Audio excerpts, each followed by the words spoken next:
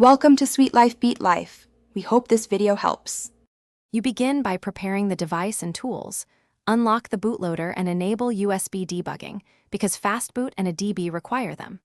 Once done, make sure you back up internal storage. Your personal data will be erased during flashing. Then download the exact Android 8.0 factory image and the matching G-Apps package for your device model. Mismatched builds cause boot loops. Connect the phone to a PC that has a DB and Fastboot installed, and verify the device is recognized before proceeding. Now you perform the core flashing steps, reboot into the bootloader and confirm connectivity with Fastboot devices. Use the vendor image instructions to flash boot, system, vendor, and radio partitions in the exact order recommended for your device.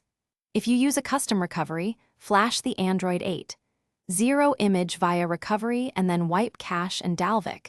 This prevents residual conflicts. After flashing system images, you may need to install the G-Apps package from recovery. Make sure its architecture and API match the build. Finish by allowing the device a full, uninterrupted first boot. Android 8.0 optimizes apps, and this can take 5 to 15 minutes. If the device enters a boot loop, immediately reflash the vendor or full factory image, because most loops stem from mismatched vendor blobs or incorrect variants. If problems persist, collect logs with a DB logcat and run Fastboot OEM commands to query device state. Understanding the error messages tells you whether to reflash, restore backup, or try an alternative image. Thanks for watching. Consider subscribing if we helped you.